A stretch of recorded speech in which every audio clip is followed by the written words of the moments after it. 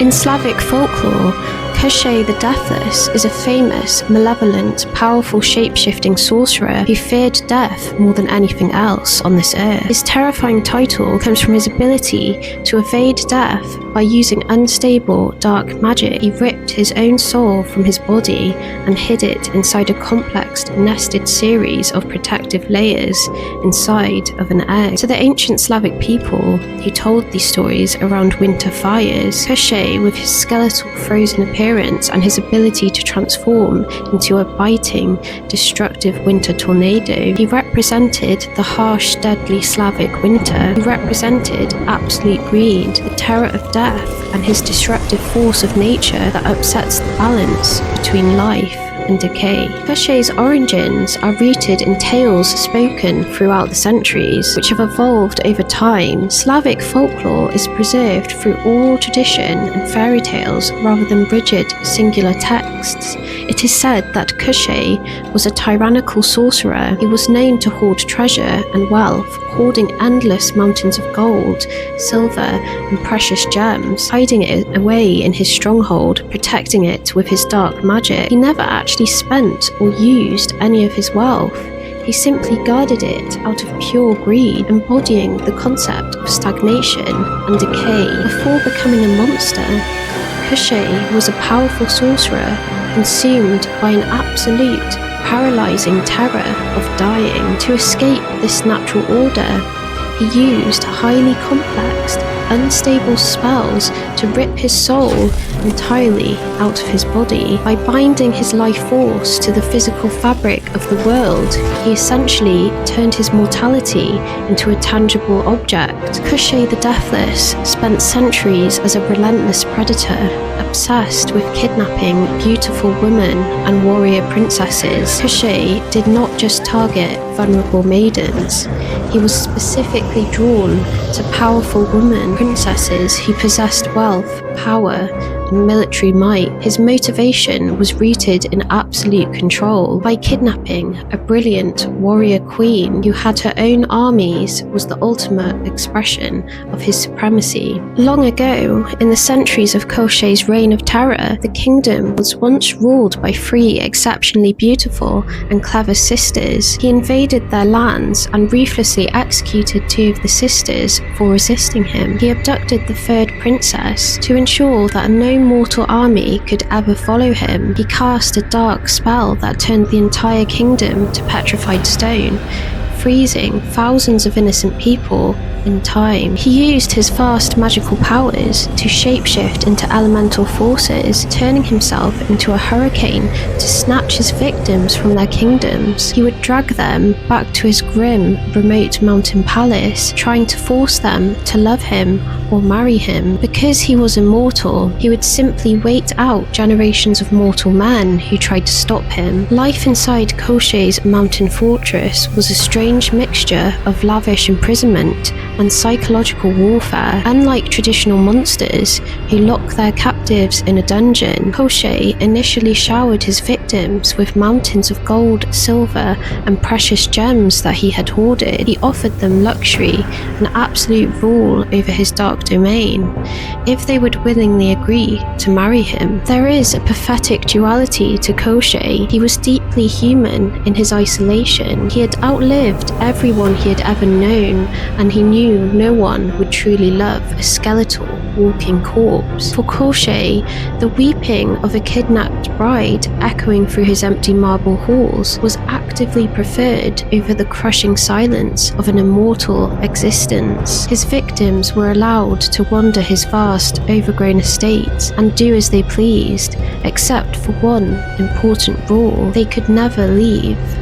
Because they were mortal and he was not, Koschei took a terrifyingly patient approach. If a woman refused him, he would simply wait decades for her to grow old and die in his palace before flying out into the world to snatch a new bride. Koschei's overwhelming arrogance always made him miscalculate his captives. He viewed women as property rather than threats, which directly led to his downfall. When Koschei enters combat, he's a terrifying master swordsman, a primal elemental force, and a necromancer. Because his physical body cannot be killed by normal means, he fights with reckless, overwhelming ferocity. Using his dark magical powers, he manipulates the weather. Koschei summons instant, violent thunderstorms, lightning, and hurricane-force winds. He transforms his own body into a massive whirlwind or hurricane. He uses the dark vortex to blind armies, shatter fortifications, and instantly fly across the battlefield. He possesses the power to turn his enemies into stone, ice, or wild animals. If a hero does manage to land a critical blow to Koschei on the battlefield, the body defies death. Because his soul is safely locked away in the egg, his physical form rematerializes, reattaches its parts. Koschei reanimates himself and rises again to continue the battle. Koschei's kingdom bordered a warrior princess, Maria Morevna's empire. Koschei launched a massive invasion on her lands to conquer her realm and forcibly attempted to claim her as his bride. He brought with him a terrifying host of dark creatures and storms. Instead of hiding behind the castle walls, Maria Morevna rode out the front lines at the head of her own warrior host. The conflict raged for months, reducing border kingdoms to ash, and Morevna realized during direct combat with the evil sorcerer, her sword was entirely useless. Every time he was cut, he would simply stand back up. Maria relied on pure tactical wit and exhaustion. She targeted his energy. Whilst Koschei possessed endless physical regeneration, his magical reserve and stamina were not infinite. Maria and her elite warriors systematically cut off his supply lines and forced him into non-stop grueling martial combat. Koschei's magical vitality is entirely dependent on hydration. Maria figured this weakness out. She outmaneuvered him on the battlefield, drove him into a corner away from any water sources, and used enchanted heavy iron weaponry to wear him down until he was completely physically exhausted and dehydrated.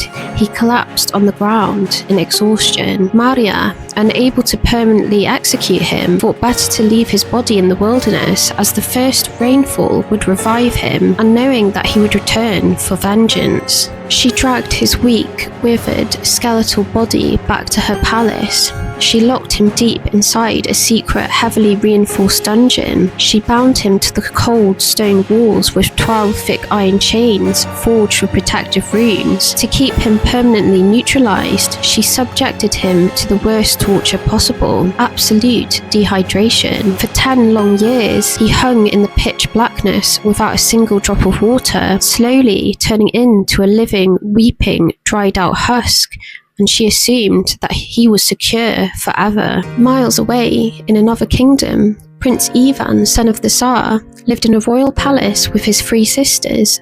While Maria was locking away a monster, Ivan was dealing with a crumbling family dynamic. Following his parents' deathbed instructions, Ivan had dutifully allowed 3 magical, shape-shifting avian wizards, a falcon, an eagle, and a raven, to marry and carry off his 3 beloved sisters. For a year, Ivan lived completely alone in his grand palace, but the silence grew too heavy. Consumed by unbearable melancholy, Ivan finally packed his bags and set off on a desperate journey across the wilderness to find his sisters. But Ivan's family reunion was about to be derailed by a scene of utter devastation. Riding into a massive valley, he found a desolate, barren landscape, scourged by war and the remnants of a defeated army. Shocked, Ivan called out into the mist, asking if anyone was still alive, and more importantly, who could have done this. Dying survivor groaned out the terrifying truth. This wasn't the work of a rival kingdom. It was the work of one woman, Maria Morevna, the fair warrior queen, who had single-handedly destroyed his entire host. Intrigued and cautious, Ivan kept riding through the carnage until he spotted a cluster of pristine white tents standing proudly in the center of the battlefield. And stepping out of the grandest tent was the warrior queen herself. Maria greeted the young prince, asking a sharp question: "Do you travel on your own free will, or by force?" Ivan proudly replied that he was a free man, simply traveling to see see his sisters. Impressed by his boldness and charm, Maria offered him a place in her tent to rest. Ivan agreed, staying for exactly 2 nights. Ivan found favor in the eyes of Maria Morevna. She fell madly in love with him and decided to marry him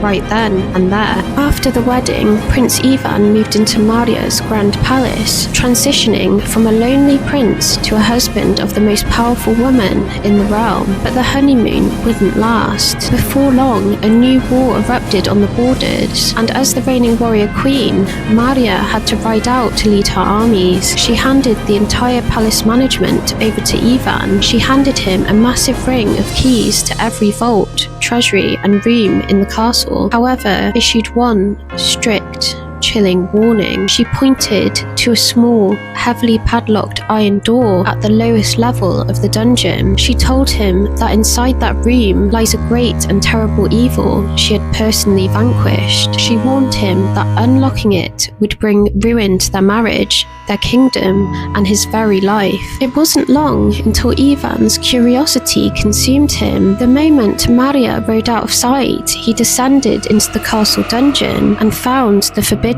iron door and unlocked it. Inside, he did not find a terrifying demon. Instead, he found a pathetic, horrific sight. A withered, skeletal old man hanging from the wall by 12 heavy iron chains. Koschei was so dried out from 10 years of dehydration that his skin looked like old parchment and his voice was a faint, raspy whisper. Koschei instantly recognized Ivan's naive, gentle nature and initiated a masterclass in psychological manipulation.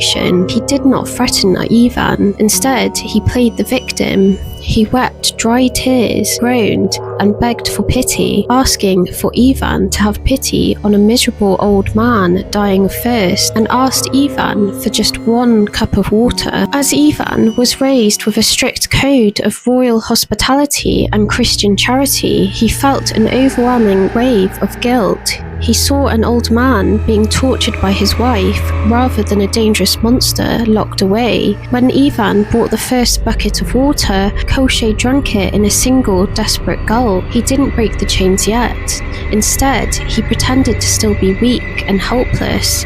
He begged for just 1 more bucket of water. Ivan felt completely safe and in control of the situation and believed he was simply performing an act of mercy for a captive he posed zero threat. Ivan brought a second bucket of water, which Koschei drained instantly, then a third. With every drop of water, magic surged back into Koschei's veins. His withered muscles expanded, his skeletal frame filled out, and his eyes began to glow with a dark, malevolent fire, instantly restoring Koschei's full sorcerer's strength. His withered body regenerated into a towering, terrifying force. Before Ivan realized what was happening, Koschei's voice shifted from a pathetic whimper to a terrifying roar. With a deafening crack, Koschei shattered all 12 iron chains. He looked down at the terrified, trembling prince, laughed mockingly, cast a spell, and instantly transformed into a monstrous whirlwind, shattering the dungeon windows, and flew out into the sky. He left to track down his revenge on Maria, the warrior princess who had defeated him. Koschei ambushed Maria Morevna. She was completely overpowered by the dark sorcerer's primordial magic. He snatched her up in his vortex and carried her off into the sky to his remote, gloomy mountain castle. When Maria's army returned, the fierce, undefeated warrior queen was simply gone.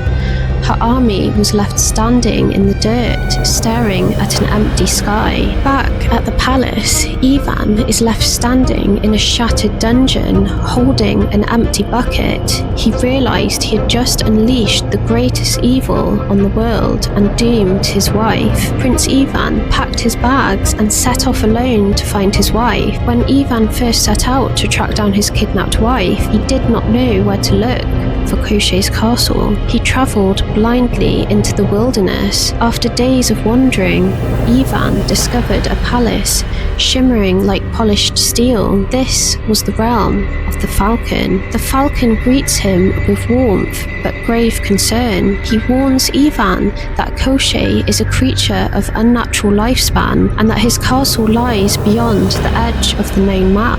He gifts Ivan with a feather as a token to identify him as a brother should he ever return. Travelling further, the geography shifts. Ivan finds a fortress built of stone and cloud. This is the home of the eagle. The eagle, possessing sharper vision than any mortal, confirms the falcon's fears. He explains that Koschei's fortress is hidden behind the mountain of shadows and warns Ivan that his current horse is too slow to outrun the dark sorcerer. He provides Ivan with vital supplies and points the way towards the north.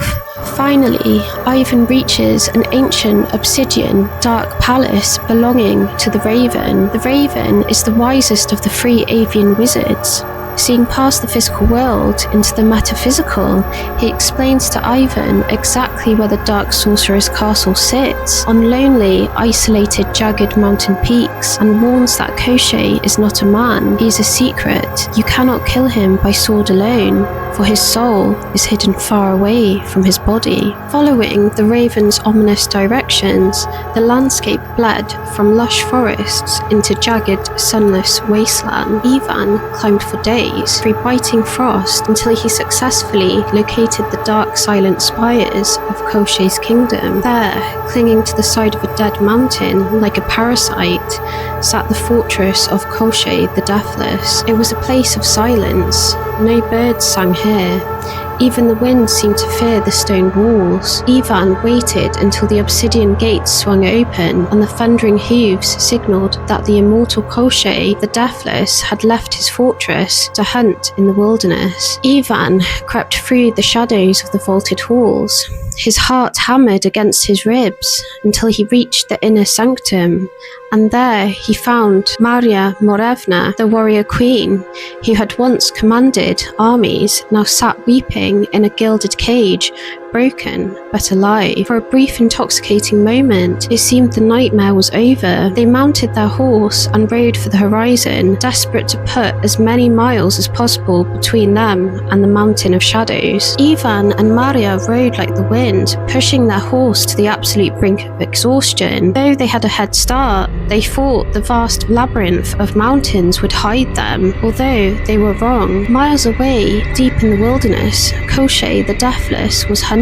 But the moment Maria Morevna crossed the outer boundaries of his realm, the earth itself seemed to whisper. Beside him, Koschei's horse, an ancient, towering, demonic beast, a monstrous, multi-legged, dark stallion born from Baba Yaga's magical herd, abruptly halted. It struck the ground with a hoof that cracked the very stone beneath it, its eyes burning like dying embers. In a voice that rumbled like a grinding tectonic plate, the creature alerted its master. Koschei, why did you hunt the beast in the forest? Your housebound prince has come. He has stolen Maria Morevna. Koschei didn't rage, he didn't curse. After 10 years in the dark dungeon, he knew how fragile mortals were. He calmly patted the flank of his demonic steed, a cruel, mocking smile creeping across his withered face. He engaged the beast in a grim, traditional riddle of fate. Tell me, my faithful beast,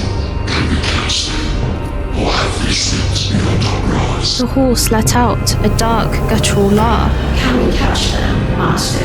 You can sow wheat in the earth, you can wait months for it to sprout, watch it grow into the sky, and harvest the grain. You could mill it into flour, bake it into bread, and eat your fill. And even then, we would still overtake them before they reach the border. That is the horror of Koschei the Deathless. He is not just a warrior, he is an inescapable consequence. With a single tug of the reins, the demonic stallion vaulted It didn't just gallop, it blurred through the landscape, leaping over rivers in a single bound. Ivan and Maria could hear it before they saw it, a thunderous roar echoing through the valley behind them. Ivan whipped his horse, screaming for more speed, but it was like trying to outrun a hurricane on foot. In a matter of minutes, the sky darkened. The wind howled with the scent of ozone and rot, and there, blocking the horizon, was Koschei, and Ivan was about to learn just how cruel his wife's prisoner could be. When Koschei, on his demonic horse, overtakes Ivan and Maria on horseback, Ivan expects a fight. Instead, Koschei acts completely cold and calculating. Because Ivan had helped Koschei by giving him water, he considered it a blood debt. Koschei grabbed Maria, tearing her away from Ivan, and throws her onto his magical stallion. He looked at Ivan and said, I will spare your life this time, because you gave me water to drink. But if you try to take her again, you are a dead man. Koschei flashed away like lightning, dragging Maria back to his gloomy mountain castle. Ivan was left entirely alone in the dirt, bruised, bleeding, and completely humiliated, but he was still alive. Most men would have broken right there.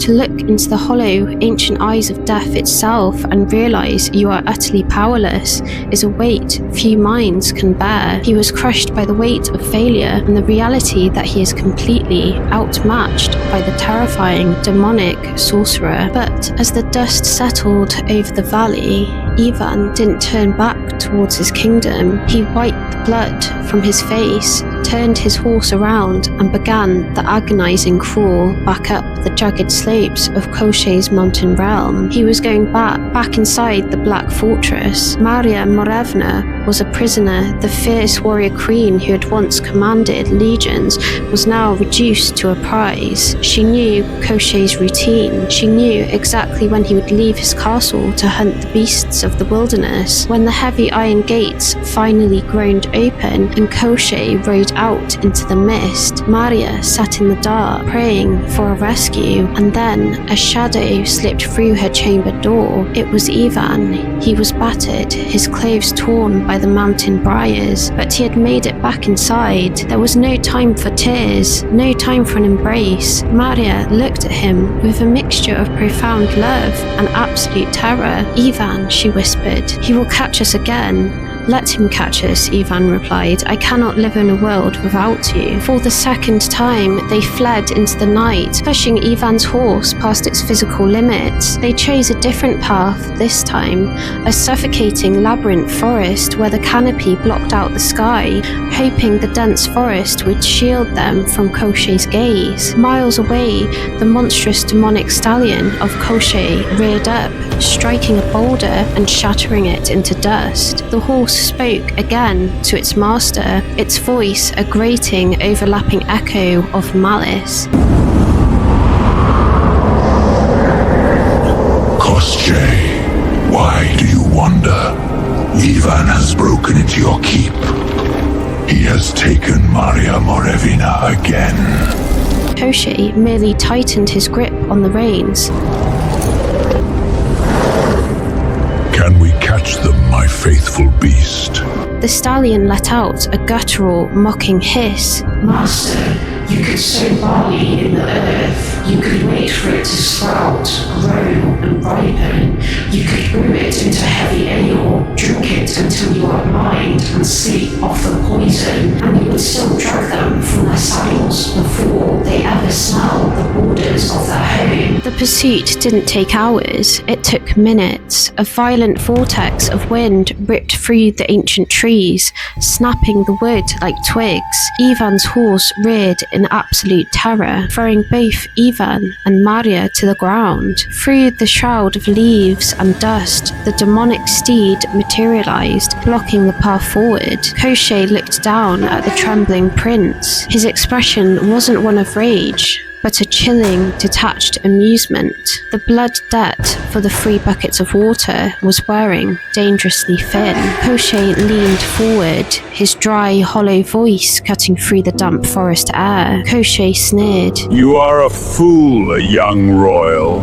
I told you I would kill you if you returned, yet here you crawl. Because you gave me life in that dungeon, I will grant you one final absolute mercy. I take my wife back. If you dare cross into my kingdom a third time, I will hack your mortal flesh into pieces and scatter you to the wind. Before Ivan could even stand, Koschei scooped Maria from the mud, slung her over his saddle, and vanished in a blur of dark magic. Ivan was left broken in the dirt for a second time. The mercies were gone, the debt was paid in full. If Ivan went back a third time, he wouldn't be walking away. Ivan did go back a third time. He knew that he wouldn't be walking away. Any sane man would have fled back to the safety of his kingdom, but Ivan was no longer acting on sanity. He was acting on an obsessive, all-consuming despair. He knew his horse was spent, he knew his body was failing, and he knew with absolute certainty that Koschei would show no mercy. Yet dragging his broken limbs through the freezing mountains, Prince Ivan climbed the black, desolate peaks for a third time. He knew that he was walking directly into his own execution. When he breached the fortress walls and found Maria, there was no desperate pleas or illusions of escape. Maria didn't ask if he had a plan. She saw the grim finality in his eyes, took his hand, and followed him out into the dead of night. They didn't try to hide in the forest. They rode out into the bleak valley of jagged stones, pushing their dying horse forward, waiting for the inevitable demonic roar behind them. And miles away,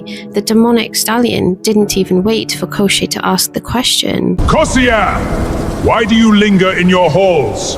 The foolish mortal has crawled back into your kingdom. He has taken Maria Morevana for the third time. Koschei didn't speak.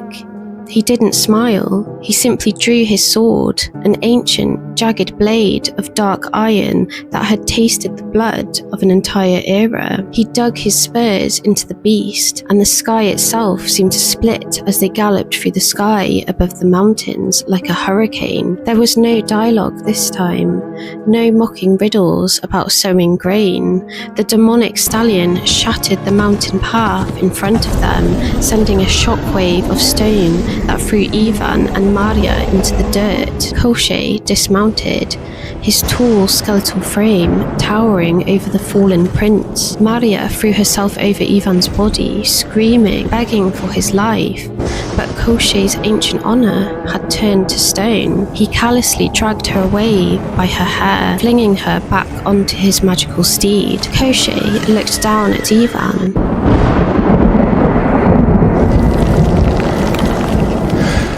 I gave you your life twice, Tsarik. Now I take it back. Koschei fell upon Prince Ivan with absolute terrifying finality. He didn't just strike a lethal blow, he completely tore the mortal prince's physical form apart, leaving nothing but a shattered, scattered ruin upon the cold stones of the canyon floor. To ensure that no mortal medicine, no prayer, and no traditional burial could ever piece the prince back together, Koschei gathered the tragic remnants of Ivan's broken form. He cast them deep into a heavy wooden barrel, pouring boiling black pitch over the seams to seal it completely airtight. Carrying the barrel to the highest, most treacherous cliff overlooking the Black Sea, Koschei hurled the barrel with unnatural strength far out into the churning violent waves. The barrel sank like a stone, plunging into the pitch-black freezing depths of the ocean floor. Turning his back on the sea, Koschei mounted his demonic horse, grabbed the reins and his weeping, broken queen, and rode back to his fortress. Prince Ivan was gone, erased from the world, dead, dismembered, and drowning in the darkness. Koschei had won an absolute victory, or so he believed, because miles away, inside 3 distant magical castles, 3 pieces of royal family silver suddenly began to turn pitch black.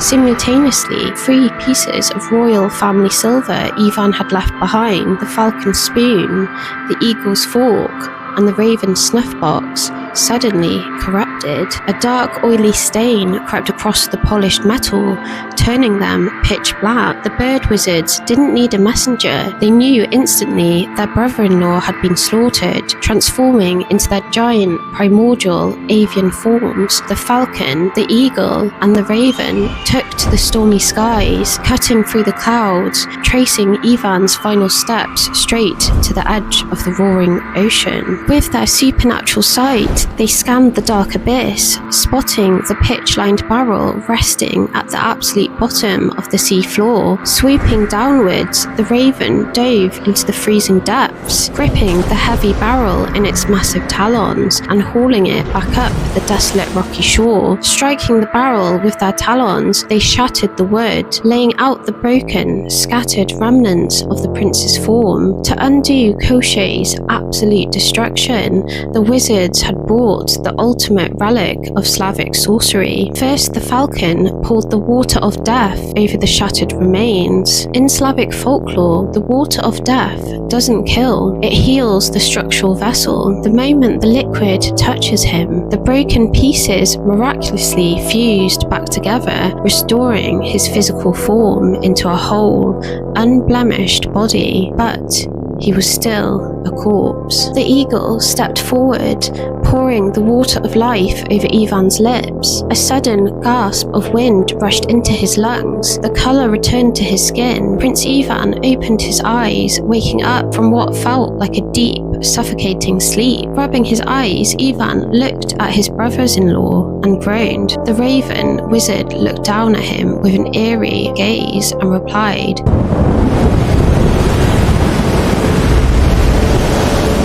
"You would have slept forever if it weren't for us." Sitting on that cold shore, Ivan underwent a profound psychological shift. The naive, stubborn prince who thought he could win through sheer willpower was gone. He realized a bitter truth. He could never beat Koschei through brute force. Koschei was an inescapable force of nature because of one asset: his all-seeing, lightning-fast, magical horse. If Ivan wanted to save Maria, he couldn't just keep running headfirst into his demise.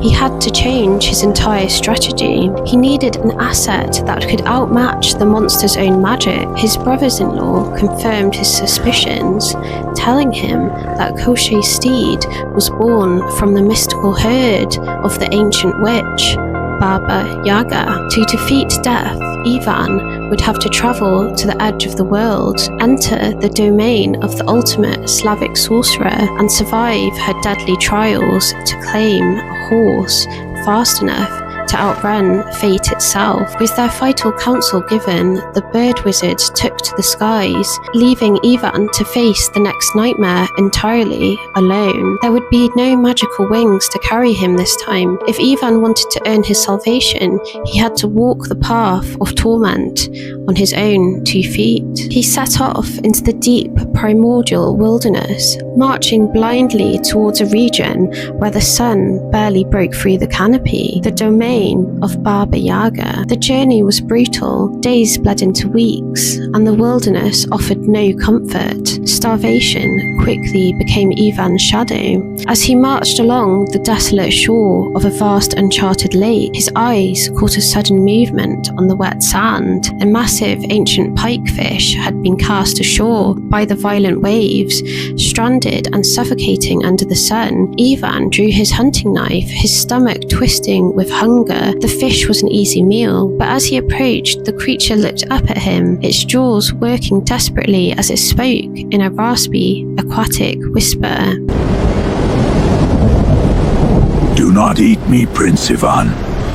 Cast me back into the deep waters, and I will repay the debt when your soul needs it most. A A younger, more reckless Ivan might have taken what he needed to survive, but having tasted death himself at the hands of Koschei, a profound empathy had taken root in his soul. He sheathed his blade, lifted the heavy, sleek fish and cast it back into the deep. He watched it vanish into the dark water before turning back towards the suffocating tree line. Walking through the barren forest, his eyes caught sight of a bird's nest filled with plump young fledglings. Desperate for sustenance, Ivan raised his hand to take them, but the mother bird cried out, weeping, begging for the prince to spare her children. He lowered his hand, leaving the nest untouched, and pushed forward, his stomach aching with hunger. Further along the trail, he stumbled upon a wild beehive overflowing with rich golden honeycomb. As he reached out to smash it, the queen bee buzzed frantically, pleading for her hive. Once more, Ivan showed mercy and walked away empty-handed. By the time he reached the crags of the deep mountains, he crossed paths with a ferocious lioness and her cub. Weakened by hunger, he drew his hunting knife, but the lioness looked at him with protective, sorrowful eyes. Ivan sheathed his blade, sparing the beast. In the unforgiving logic of Slavic folklore, these acts of mercy were not a weakness, they were investments. Ivan was starving, but he had secured the loyalty of the natural world, and he was going to need every ounce of it. Finally, the suffocating woods opened up to reveal the nightmare itself. Ivan had reached the threshold of Baba Yaga's hut. The hut stood tall, slowly rotating on two colossal, pulsing chicken legs. Around the perimeter ran a fence constructed entirely of human bones. Atop each post sat a pale skull, their hollow eye sockets burning with a supernatural fire that pierced the fog. This was the place where heroes came to die. Ivan took a deep breath, stepped past the bone fence, and prepared to look into the face of the ultimate crone, knowing that if he failed her impossible trials, his own skull would be the next one mounted on her wall. Stepping out from the dark interior of the hut came the crone herself, Baba Yaga, the bony-legged, flying her giant mortar and pestle. She looked upon the young prince, not with anger, but with the cold calculation of a predator evaluating its next meal. Ivan boldly demanded a steed from her legendary mystical herd, a horse fast enough to match Koschei the Deathless. Baba Yaga scoffed, offering him a grim contract. Very well, Prince Ivan. Herd my wild mares for 3 days. If you keep them safe and bring them back to the stable each night, the horse is yours. But if you lose even a single one, your head will take its rightful place on the final empty spike of my fence. The first day of the trials began at dawn.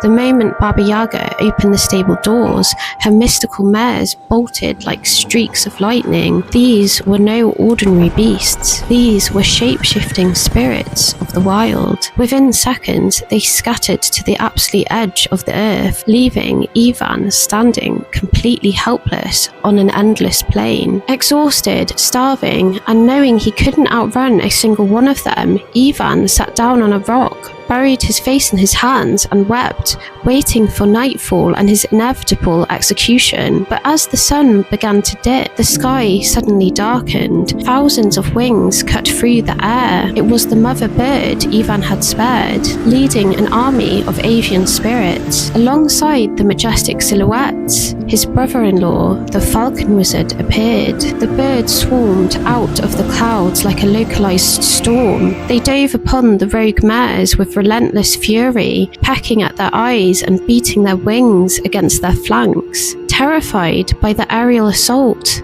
the mares broke, running straight back to the stables. When Baba Yaga walked out to claim Ivan's head, she found him casually sitting by the fully locked stable doors. Furious, she muttered a curse under her breath, but had no choice but to bide her time. During the night, Baba Yaga stormed into the stable, striking the mares with a heavy whip, and yelled, "Why did you come back home? Why didn't you stay out on the wide plains? The magical mares replied, shaking their manes. How could we stay? Flocks of dark wings descended from all over the world, swarming our vision and forcing us back. On the second morning, Baba Yaga changed her tactics. The moment the gates opened, the mares charged straight into the thickest, most suffocating forest in the realm, hiding themselves deep within the jagged stone ravines and hidden caves. Ivan searched for hours until his legs gave out, completely lost in the labyrinth of trees. Just as despair threatened to consume him, the ground began to vibrate. Out of the shadows bounded the fierce lioness Ivan had shown mercy to, accompanied by a pride of massive golden beasts. Roaring into the canopy, the lions tore through the ravines, hunting the shape-shifting mares like prey, herding them ruthlessly out of the woods and driving them straight back to Baba Yaga's courtyard before twilight could fall. Furious that Ivan had survived another day, Baba Yaga beat the mares harder and screamed, Why did you come back from the mountains? Why didn't you hide in the deep forests? How could we hide? Ferocious lions emerged from the ravines, surrounding us and threatening our very lives. The third and final day was the ultimate test. Desperate to claim Ivan's skull, Baba Yaga whispered dark commands to her herd. The mares sprinted directly to the edge of the great sea, plunging into the black waves and vanishing entirely beneath the surface. Ivan stood on the shoreline, staring at the vast ocean. You cannot herd what you cannot see, and you cannot outswim a water spirit. His execution seemed absolute, but Ivan had one final ally. Suddenly, the air began to hum with a deafening, terrifying vibration. Millions of wild bees, the very swarm Ivan had protected, descended upon the ocean.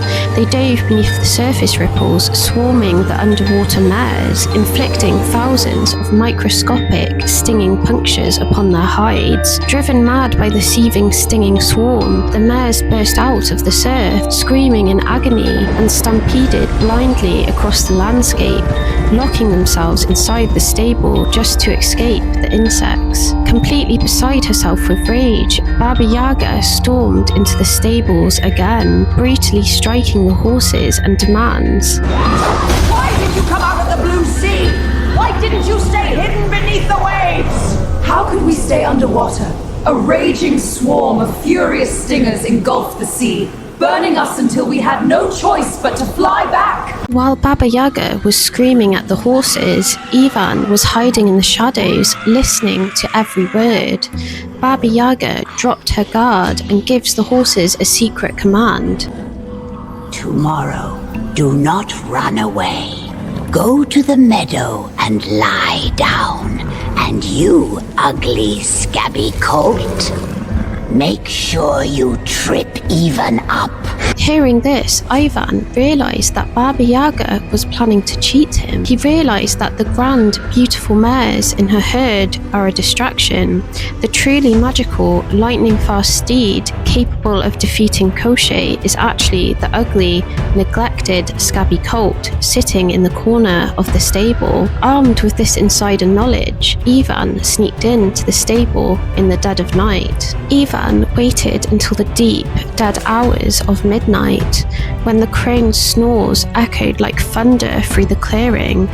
Slipping past the bone fence, he crept back into the stable. He bypassed the magnificent glowing stallions and walked straight to the scabby colt. The moment Ivan touched its dusty coat, a strange shockwave of ancient energy rippled through the air. The beast didn't fight him. It recognized the touch of a worthy master. Ivan quietly led the creature out into the fog, throwing himself over its back. They broke into a silent sprint, tearing away from the chicken-legged hut and flying into the safety of the dark forest before the first light of dawn could betray them. When the sun broke over the horizon, Baba Yaga walked out to execute her trap, only to find the stable doors swinging wide open, and her prize colt was gone. The forest trembled as she let out a shriek of absolute fury. She didn't chase him on foot. Leaping into her giant stone mortar, she began to beat the air with her massive iron pestle, launching herself into the sky after them. She flew over the tree line, scanning the earth with supernatural vision, sweeping through the valleys, closing the gap with terrifying speed. Ivan could hear the whistling roar of her mortar slicing through the clouds behind him. He dug his heels into the scabby colt, screaming for speed. But the scabby colt was already changing. With every mile it ran, the dust fell from its coat. Its muscles rippled and it grew into a towering, magnificent warhorse. Ivan had survived the witch. He had won his prize, and for the first time since the nightmare began, he possessed the chess piece needed to checkmate death itself. With a horse that could outrun the wind, Ivan turned his gaze back towards the jagged black peaks of Koschei's mountain kingdom. The dynamic of the hunt had fundamentally broken. Ivan wasn't a desperate husband marching blindly to his execution anymore. He was a resurrected warrior riding a steed born of primordial magic. The final confrontation was looming. Ivan was going back for Maria Morevna one last time. And this time, when Koschei's talking horse rang the alarm, the monster would find a predator waiting for him instead of prey. For the third time, Prince Ivan breached the border of the Black Fortress. In the past, he had arrived here as a desperate, grieving husband, sneaking through the corridors with a pounding heart and a prayer on his lips. But things were different now. Ivan had been destroyed into pieces, resurrected by cosmic entities, and had looked into the hollow, ancient eyes of Baba Yaga herself. The naivety was gone. As he gazed up at the dark towers, his reflection in the polished obsidian wasn't that of a prince. It was a silhouette of a grim executioner. Slipping past the undead sentries like a phantom, Ivan made his way to the highest tower, into the chambers of his captive wife, Maria Morevna. When she looked up and saw his face, her heart shattered. She didn't embrace him with joy, she wept with absolute terror. Twice before, Ivan had tried to save her. Twice before, Koschei had caught them, slaughtered Ivan, and brought her back to this living hell. Ivan, my love, why have you returned? If he finds you again, he will tear you apart. You cannot outrun his horse. He knew that even with Baba Yaga's magnificent horse waiting in the shadows below, a blind escape was a fool's gamble. To truly destroy death, you cannot just outrun it, you must understand how it breathes. Sliding into the suffocating darkness beneath Koschei's own bed, Ivan became a phantom in the dark. Maria stepped away from the window, smoothed down her royal robes, and prepared to play the most dangerous game of her life. She was no longer just a captive queen, she was a spy at the gates of hell. When the ancient, decrepit sorcerer breached the chamber doors, expecting her usual cold defiance, he found a completely different woman. Maria pretended to finally break. She submitted to his presence, pouring his wine and playing directly into the monster's bottomless arrogance. She flattered his dark ego, whispering of his absolute grandeur before posing the ultimate question. My lord, you are so magnificent, so utterly supreme. They call you the Deathless, but tell me, how could a being of such great power ever truly be defeated? Where is your life source kept? Far away in the mythological island of Buyan, buried deep beneath an ancient oak tree is an iron chest. From underneath the bed, Ivan drank in every syllable of the confession.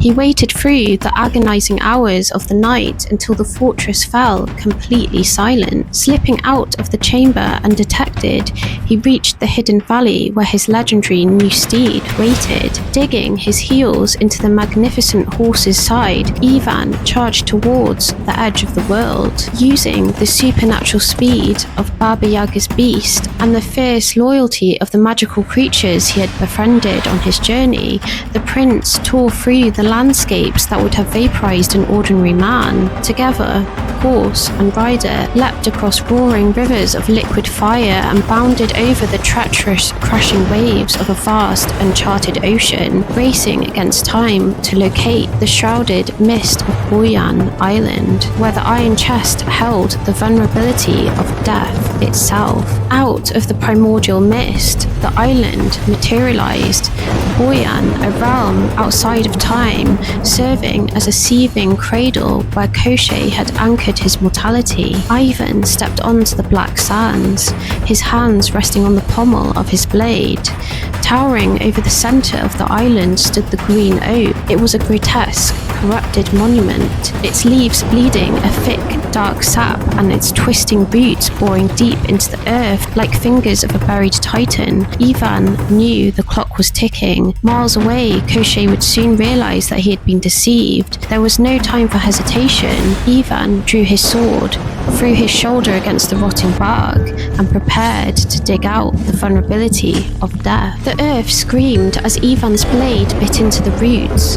With a violent tremor, the ground beneath the oak collapsed, plunging the prince into a suffocating underground vault. Resting in a pool of stagnant water sat the prize, Koschei's iron chest. Ivan shattered the rusted padlock with his blade and threw open the heavy lid, but Koschei's soul was never meant to be taken easily. The magic protecting it was a living, breathing defense mechanism. The moment the lid slammed back, a massive, red-eyed hare leapt out from the shadows of the chest, moving with a supernatural velocity that mocked the human eye. It scrambled up the dirt wall, breaking for the open shores of the island. Ivan lunged, but his mortal reflexes were too slow. The soul was escaping. But Ivan did not travel to the edge of the world just to stand alone. Bursting from the dense fog, the fierce lioness intercepted the magical hare mid-stride. With a single, heavy paw, she brought the hare down, pinning it to the black earth. But the moment the hare's life faded, the soul shifted form. From the carcass burst a wild, black-feathered duck, launching itself vertically into the stormy sky, heading for the open ocean where Ivan could never follow it. The duck clawed its way to the heavens, but the sky belonged to Ivan's bloodline. Cutting through the clouds like living missiles came his brothers-in-law. The falcon wizard led the dive, his massive talons slamming into the duck with a flurry of feathers, snapping its wings. As the bird plummeted towards the rocky shore, its body fractured open, dropping a glowing, translucent cosmic egg straight towards the violent, churning depths of the dark sea. If that egg was lost to the dark abyss of the ocean floor, Koschei's soul would remain safe forever, rendering the monster truly immortal. Ivan watched in horror as the artifact sank out of sight into the freezing depths. You cannot hunt what the ocean swallows, but the ocean remembers a debt. Suddenly, the dark waters began to churn frantically. Cutting through the black currents came a massive silver silhouette. It was the ancient pikefish. Diving into the crushing pressure of the sea floor, the pike snapped its jaws around the falling egg just before it could be lost into the silt. With a powerful sweep of its tail, the fish breached the surface ripples, gliding towards the jagged rocks, and deposited the pristine, glowing egg right at the feet of the stunned Prince Ivan. The prince stood on the shores of Buyan, holding the cosmic anchor of an empire. Through the shell of the egg, Ivan could feel the vibration of Koschei's heart. He could see the faint outline of the rusted iron needle hidden within the yolk, the ultimate vulnerability of death. Ivan did not break it yet. He knew that if he snapped the needle here, Koschei would simply collapse in his castle, a silent corpse in the dark. That wasn't enough. Koschei had seen the man who had broke him. He had to face the prince he had slaughtered, dismembered and thrown into the sea. Mounting Baba Yaga's warhorse, Ivan clutched the egg to his chest and turned back towards the black fortress. The chest pieces were gone. The board was clear. Ivan was riding back to the final confrontation, holding the literal life of death in the palm of his hand. Ivan did not sneak into the castle this time. He rode straight through the front gates, shattering the iron reinforcements under the weight of his primordial steed. The era of shadows was over. Standing in the center of the courtyard, wrapped in his dark tattered cloak, the prince waited. He didn't have to wait long. From the high balcony of the central tower, Koschei the Deathless descended like a falling star, landing heavily on the flagstones. His ancient armor creaked, his gaunt face twisted into an expression of unadulterated black malice. Behind him, Maria Moravna rushed to the edge of the terrace, her hands pressed against her chest, watching the final lines of fate being drawn.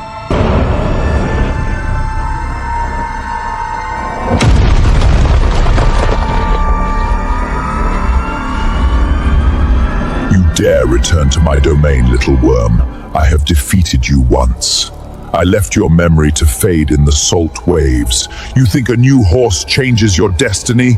You cannot defeat what cannot bleed. Ivan did not wait to be cornered in the fortress. He took Maria and lifted her onto his steed. He dug his heels into Baba Yaga's majestic warhorse, fleeing down the razor-sharp mountain passes, but death was not easily outrun. Miles from the gates, the air turned to ice. Koschei the Deathless was closing in, riding his terrifying firstborn steed. The gap between them shrank with every heartbeat.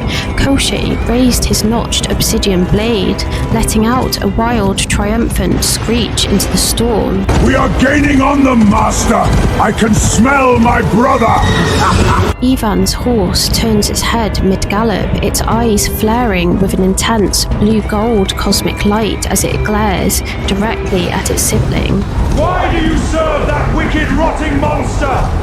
Throw him off your back! The rebuke cut through the howling wind like an iron blade. For millennia, Koschei's mount had served him blindly, bound by dark magic. But hearing the fierce, mocking reprimand from his own bloodline, proud lineage of Baba Yaga's horses, the illusion shattered. The horse realized it was enslaving itself to a corpse. In a sudden fit of absolute rebellion, Koschei's steed panicked. It reared up violently against its master with primordial fury. The reins snapped. Lost in his own arrogance, Koschei was caught completely unprepared. The horse flung the immortal tyrant hard into the air, sending him plummeting off the trail. Koschei slammed catastrophically onto the jagged obsidian rocks below. His ancient armor fractured as his bones splintered against the stone. Before he could even grasp his fallen blade, his own horse descended into the ravine. Its heavy iron hooves ruthlessly trampled its former master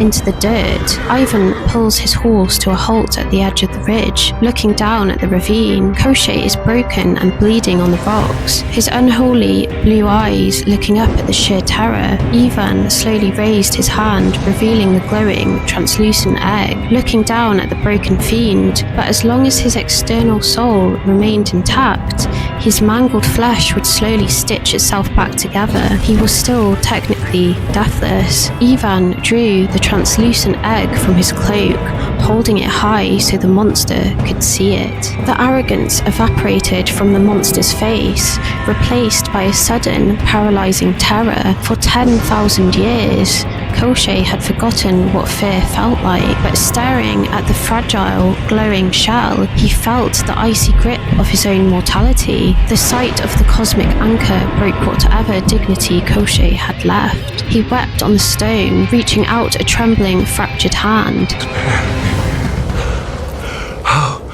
How did a mortal find? Ivan looked down at him from his mount, his voice cold and steady. Your death is no longer a secret, Koschei. Your life belongs to me. Ivan's face was a mask of cold stone. Without a single word, he squeezed his fist. The egg shattered in a blinding explosion of white cosmic light, and Ivan's fingers clamped on the rusted iron needle inside, snapping the tip cleanly in half. With a sickening crack, the needle broke. A supernatural shockwave rippled through the valley. The magic that had kept Koschei tethered to the living world evaporated in an instant. 10,000 years of decayed time and stolen mortality flooded his veins all at once. Koschei's physical form violently withered, collapsing into a heap of black ash and rusted iron plates before he could even let out a final breath. As the monster collapsed to his knees, withering into dust, Ivan delivered the final poetic execution. Digging his heels into his steed, the magnificent warhorse reared back and brought its thunderous hooves down with force, crushing Koschei's skull into the jagged rocks. Ivan gathered the remnants of the tyrant, built a massive pyre of black pine, and burnt them into pristine white ash, scattering them to the four corners of the mountain winds, ensuring that not a single atom of the tyrant could ever reform. The shadow that had choked the world was finally gone. The two mystical horses stood side by side, free from the tethers of sorcery, their heads bowed in mutual victory. Prince Ivan turned to Maria Morevna. Through raw resilience, clever espionage, and a deep mercy that turned Koschei's own weapons and bloodline against him, a mortal man had rewritten the laws of fate. Together they mounted their steed, turning away from the ruins of the Dark Kingdom, riding back towards the dawn. The black fortress fell silent. The shadow that choked the land for generations was gone, dissolved into the mountain mist.